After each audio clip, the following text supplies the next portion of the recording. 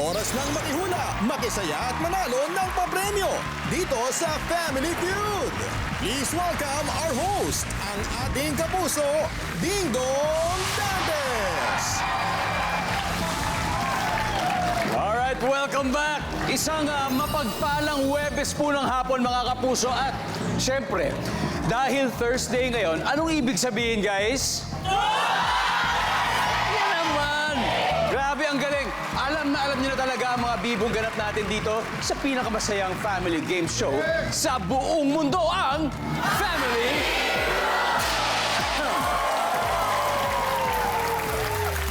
At dahil uso ngayon ang interview sa mga artistang kinagiliwan nating noong araw, sinikap namin kontakin ang isang celebrity icon from 50 years ago. At ito na, para balanse, nandito rin po ang mga poste ng iconic TV show na 30 years nang umeere sa GMA. Wow! 30 years! Ito na po, ang unang team. Pakikilala na po natin ang Razon Family. Hi! Hello, Dong! Siyempre po, famous singer and actor nung dekada 70 na kumakanta pa rin po hanggang ngayon. Let's all please welcome Mr. Darius Razon. Hello, Welcome to Family Feud. my pleasure. Grabe, it's our pleasure. And siyempre, kasama niyo po yung pamilya niyo. Yes, so Pwede niyo po bang pakilala for the very sila sa first atin? time, kasama ko ang aking panganay na apunita, si Mika Dariel. Hi, Mika. At ang aking bunsong apunita na pinalusog ko, walang iba kundi si Monica Siente. Hi, Monica. Welcome. At ang huli, relative ko, si Beb Santos. Hi, well. Sometime last year, nag-guest po rin sa atin dito si Miss Perla Adea at si Sir Romy Malyari Yes. na kasamahan po at kasabayan ni Sir Darius sa The Sensation. Yes, The Sensations. Sir, paano po ba nabuo ang grupong ito noon? Tinim kami, no? Isang grupo ni Tony Santos Sr. At nabuo nga sila Vilma Santos. And this was mga Edgar Mortiz. 70s po ba ito? 70s pa lang. 70s. Oo. Kasi mga 17 pa lang ako noon eh. Hanggang ngayon, baby face pa rin po Oo kayo. naman. At- Katulad po nitong picture na to, Sir Darius, tira natin to. Oh, di ba? Yes. Good luck sa Razon family. Ang makakasama po nila ngayon, ang kanilang kalaban, mga host ng long-running inspirational TV ministry show which first aired dito po sa GMA noong 1995. Dito po, eto na sila, ang Team 700 Club! And of course, their team captain is a veteran broadcast journalist and producer with a career spanning 40 years. Please welcome Miss Tata Inocencio. Hi, Miss Tata. Nabuking tuloy. No, I started when I was 10 years old. I think. Maybe even 5. Yeah, maybe even 5. That's correct. Miss Kata, welcome, Thank you welcome. for having us here. We're so excited to be part of Family Feud. Miss Kata, please introduce the rest of the 700 Club. Yes, we're so blessed to have with us. Alam po ninyo, marami pong hosts ang 700 Club. Pero una kong pakikilala sa inyo, ang aming junior, Peter Kairos Bigotillo, si Pastor Eric Totanes. He's also a speaker in conferences. Pastor Eric, welcome to Family Feud. Thank you, Ding Dong. And shout out sa CCF. Yeah, of Team course. CCF. who's what watching church the show. we All our pastors, select members. Special mention, si Seth Makati. Yes, Si Seth May. All right, and with us also is a beautiful actress, commercial model, and mother of Milana. Ayan, si Sonja. Hi, Sonja. Miss Sonja. Hi, thank you. Thank you for having me. At yan pong kasama namin sa dulo ay puting-puti na ang buhok niya pero siya pong pinakabunso sa amin. Pwede yan. Ay, ikaw ba bunso? Okay, akala ko si Iko ang bunso. Okay, si Iko, he's a producer of our TV specials. He's also a writer, director, and an actor. Na nandito rin po sa studio to cheer them on. Siyempre, ang main host ng 700 Club Asia, si Mr. Peter Kairos. Sir, tandang-tanda ko pa po. Noong, I'm sure, in the span of 30 years, napapanood ko po kayo. And I'm so glad to meet you in person today here in the Family Feud studio. Let's get it on. So here we go. Let's play round one. Miss Kata, Sir Darius, let's play Family Feud. Let's go.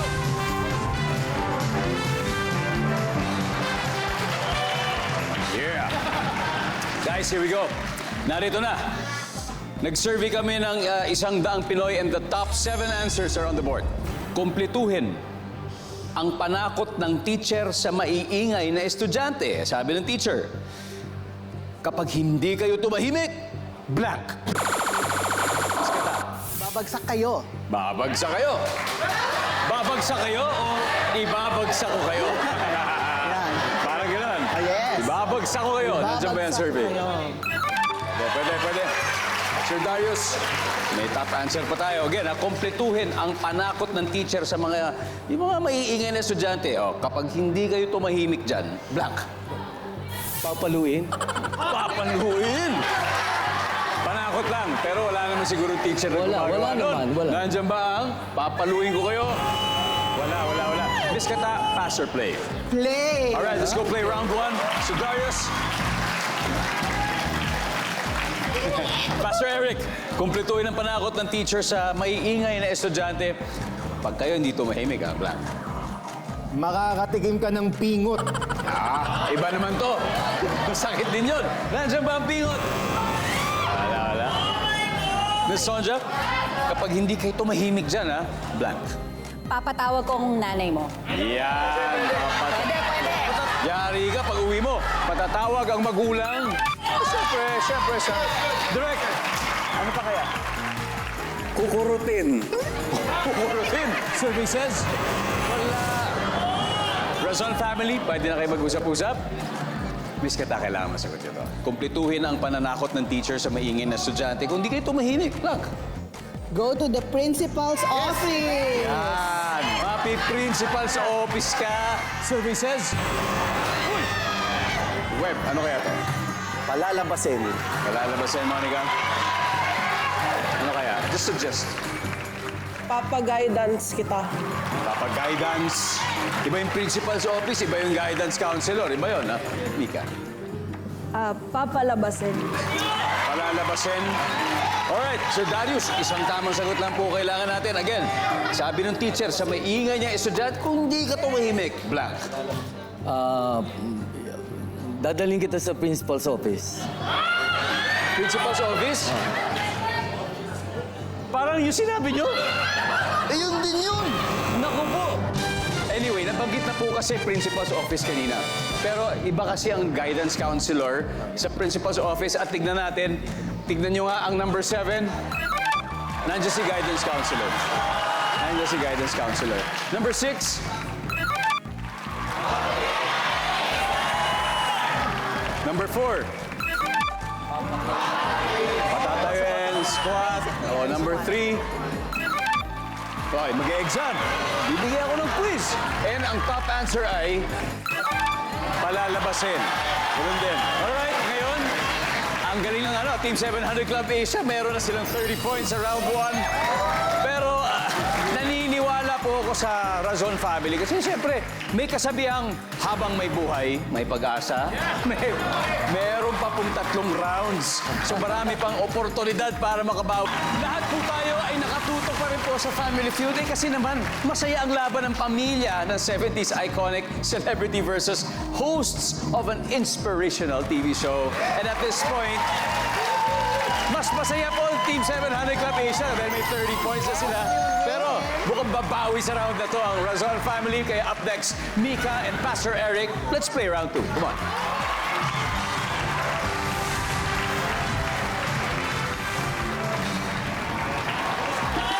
Yep. Good luck. Top 7 answers lang hinahanap natin, ha? Ano ang sign na crush ka rin ng crush mo? Yes, sir? Nagpapapansin sa'yo. Nagpapakyut? Papakyut? Nandiyan ba yan? Wow! Mika, ano ang sign na crush ka rin ni crush? Nagyayaya mag-date. Malinaw na yun. wala nang kaduda-duda. Survey says? Wala. Pastor Eric, Pastor Play. Play. All right, let's play round 2. Here we go again. Sonja, Yes. ano ang sign na crush ka rin ng crush mo? Pumapayag makipag-date. Pumapayag. Pumapayag makipag-date. Survey says? Wala rin. Drake, ikaw, ano ang sign na crush ka rin ng crush mo? Siguro yung parang message ng message sa'yo. Naalala niyo pa ba yung first crush niyo? Mga ilang taong kayo nun? 7. 7! 7 years old. 7 years old. Pero naalala ko pa yung pangalan niya. Talaga? Kay Rowena, kung nasan ka man ngayon. Ano ba siya? Classmate or Classmate ko ng grade 1. Grade 1. Net, naalala pa talaga. Nandyan ba? Message na message. Razon family, pwede na kayo mag-usap-usap. Miss Kata, ano ang sign na crush ka rin ng crush mo? Matagal na akong walang crush at walang nagkaka-crush sa akin. So maybe the answer is malakit ang titig. Oy! Malakit kasi hindi umaalis, nakadikit ang titig. O, di ba, Miss Kata? Sticky. Sticky! Sabi nga ni Miss Kata, marami nagkaka-crush sa kanya. Oh. Diba? Survey says... Sticky! Sticky! Pastor, ano ang sign na crush ka rin ng crush mo?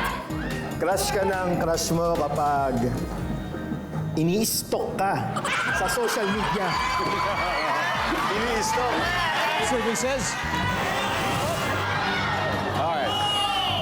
Guys, Razon family, 5 pa to. Isang tamang sagot lang, Web. Ano kaya? Nagre-regalo.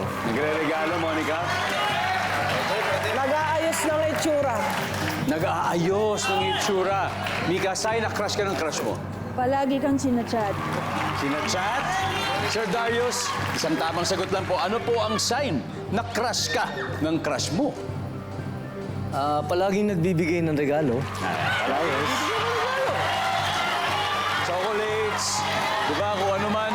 Ito na, magkapuntos na kaya ang Pamilya Razon nagbibigay ng regalo.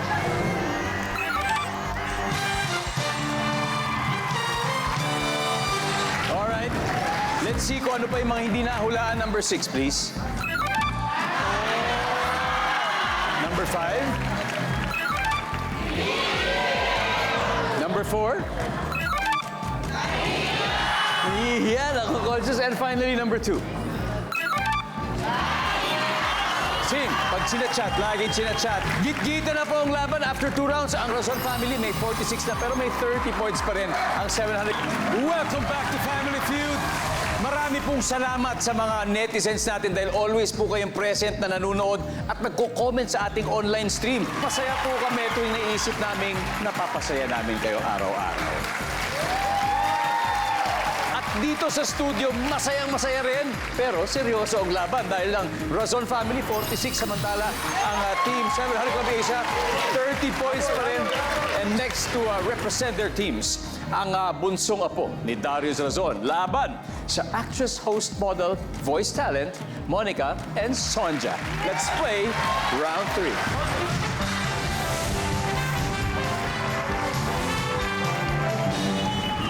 Good luck, ladies. Top 7 answers are on the board. Bukod sa bombero, magbigay ng trabaho in Filipino na nagtatapos sa letter O. Go! Bombero. Guro. Guro. Tama naman. Guro. Nandyan ba ang guro? Walang guro. Bukod sa bombero, magbigay ng trabaho in Filipino na nagtatapos sa O. Tubero. Marami sila. Sa bawat poste, makikita natin yan. Tubero, survey says. Yep. Ito na, pass or play, Monica. Play po. All right, let's play this round. First time. First time, Sir Webb. Bukod sa bumbero at tubero, trabaho in Filipino na nagtatapos sa O. Carpintero. Carpintero. Survey says. Yes. Ayan na. Ito na, winning stick na, Sir Darius. Bukod sa bumbero, trabaho na nagtatapos sa O. Torero. Trabaho yung torero. Torero. Para, di ba, mata Matador. Matador. Matador. Pwede Matadoro. Matadoro. Nandyan po ba ang Torero?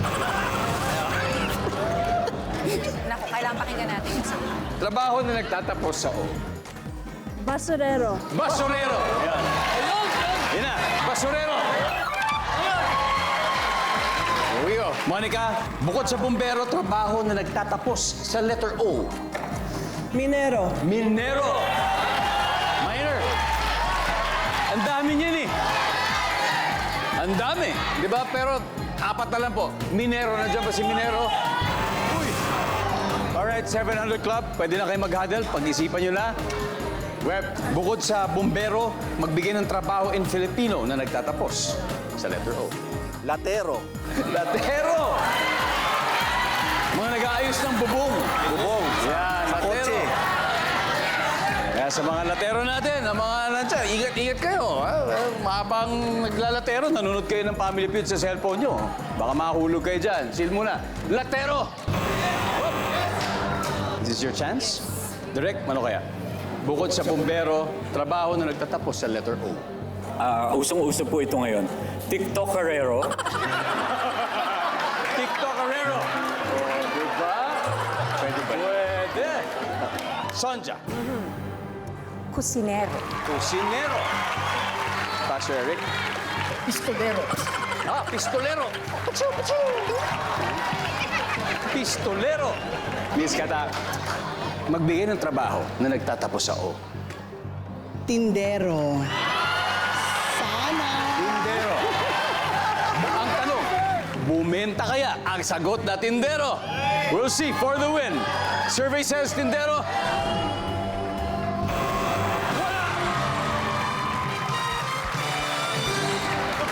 Alright, tignan natin. Ano kaya? Number 7, guys. Kusinero. Sinong sabing kusinero? Number 5. Cartero. Number 4. Panadero. And finally, number 2. Barbero. Ano, ito yung latest update ng score. Razon Family has 122 points. At humahabol ang Team 700 Club Asia na may 30. Ano man ang nararamdaman nila ngayon, mapapalitan ng feelings na yan of fear and excitement kasi ito na yung last round. Kaya good luck! Mangyayari yan sa pagbabalik ng Family Feud. And we're back! Salamat po dahil wala pong buwibitiw tonight sa Family Feud dahil 3 rounds na po ang natatapos. At itong score ng dalawang team, Razon Family 122, 700 Club Asia 30. Meron pa rin. Kaya ang may papayo ko lang ay ingatan ng score at galingan dito sa huling round dahil ito lang huling pag-asa para manalo. Let's go, Direct, Iko, and Web. Let's play the final round.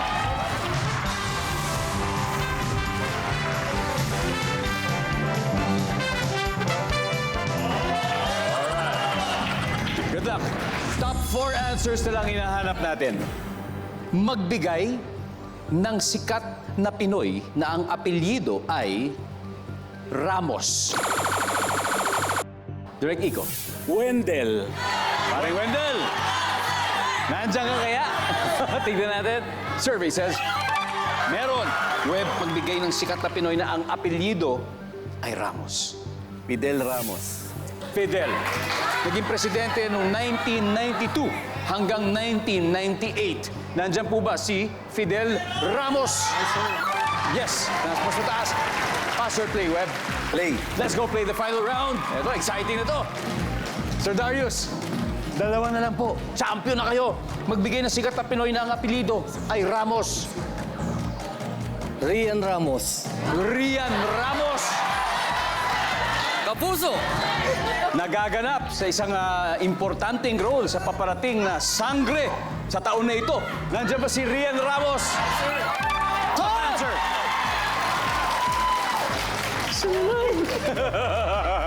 Isa na lang! Magbigay ng sikat na Pinoy na ang apelyido ay Ramos, Mika.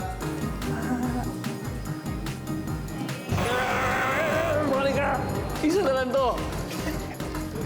Michael. Michael Ramos.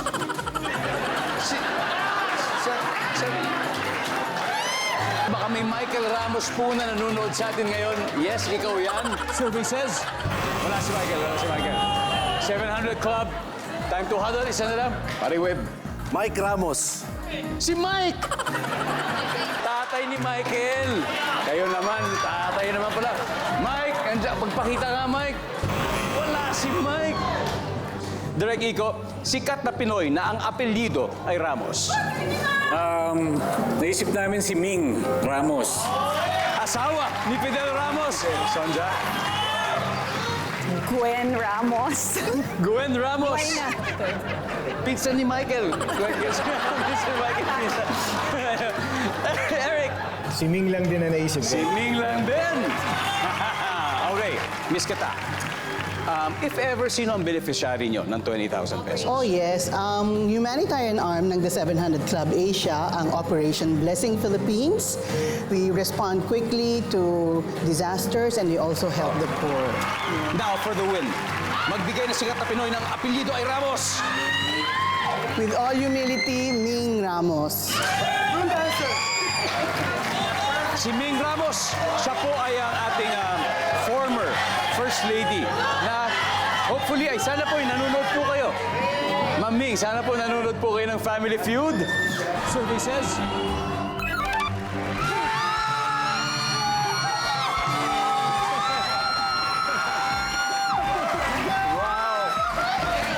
Ang ating final score, Team 700 Club Asia, 330 points. Razon Family, 122. Maraming salamat. Napakagaling. Very close. Very close. Palakpakan po natin ang Razon Family na mag-uwi ng 50,000 pesos. Maraming salamat po sa inyo.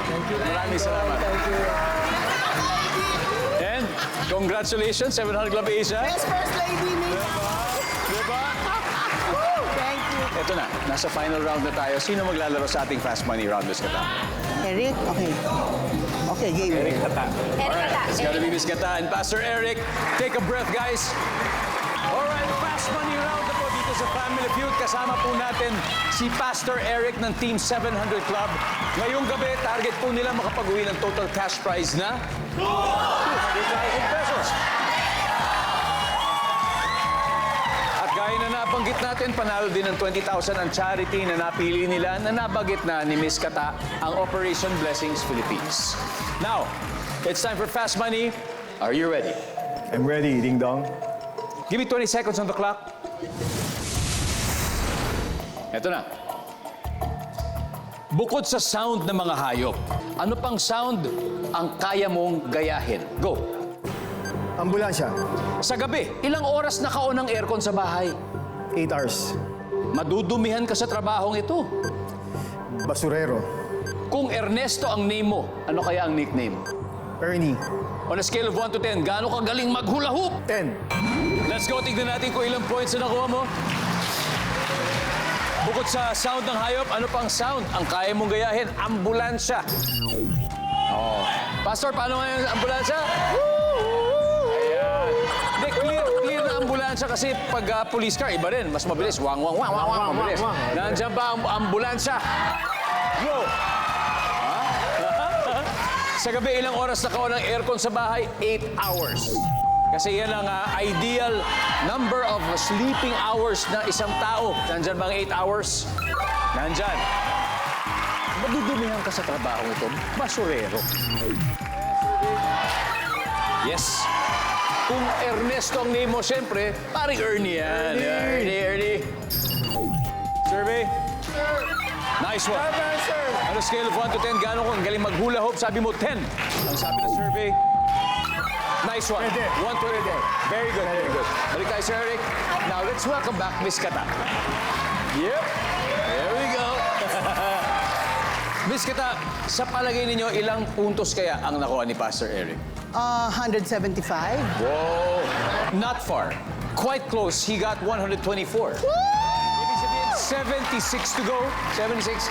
Napakadali na lang yun. At this point, makikita na po ng mga manonood ang sagot ni Pastor Eric. Give me 25 seconds on the clock, please. Let's go. Good luck. Bukod sa sound ng mga hayop, ano pang sound ang kaya mong gayahin? Go. Nanay ko, Sa gabi, ilang oras naka-on ang aircon sa bahay? 8 hours. 7 hours. Madudumihan ka sa trabahong ito. Karpintero. Kung Ernesto ang name mo, ano ang nickname? Ernie. Ernst. On a scale of 1 to 10, gaano ka kagaling mag-hula hoop? 5. 5. Let's go, Miss Kata. Ito na po. Dito po tayo. Yes. Bukod sa sound ng hayop, ano pang sound ang kaya mo gayahin? Sabi niyo po, nanay ninyo. More or less, paano po ba ang sound niya? The way she talks or may specific ba siyang sinasabi? Halika dito. Nandyan ba ang nanay ko? O, di ba, Miss Ever? Kami magkakapatid siguro yun. Yan. Ang top answer dito ay sasakyan. Nasagot ni Pastor. Sa gabi, ilang oras naka-on ang aircon sa bahay? Sabi niyo 7 hours. Sabi ng survey ay... Okay. Top answer, 6 hours. 6 hours ang top answer natin dito. Madudumihan ka sa trabahong ito. Sabi mo, karpintero. Ang sabi ng survey ay... Good. Top answer. Karpintero, construction, top answer yun. Kung ang next name, ano kaya nickname? Sabi mo, Ernst. Diyan ba yan, si Ernst? Oh. Ernie. Ernie ang top answer, Ernie. 20 points. Miss Kata, 20 na lang. On a scale of 1 to 10, gaano kayo kagaling? Nag-hula hoop talaga kayo? Hanggang 5 lang talaga. Hanggang 5. Bakit kaya? Kasi ang hula hoop ay hindi madali. Hindi naman lahat nakakapag-hula hoop. Kaya 50-50 tayo dyan. Ang tanong, yun din kaya ang sagot ng survey? 5 for the win! Is it there? Yeah!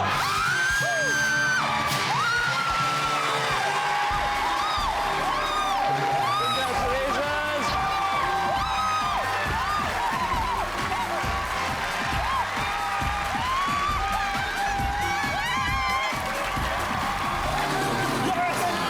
Congratulations, 700 Club Asia.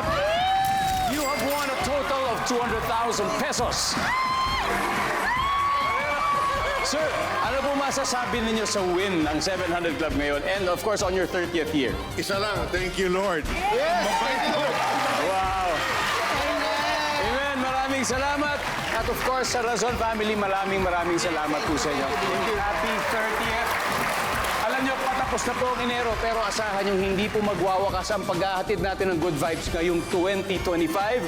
Kaya maraming salamat, Pilipinas. Ako po si Dingdong Dantes, araw-araw na maghahatid ng saya at papremyo. Kaya makihula at manalo dito sa Family Feud!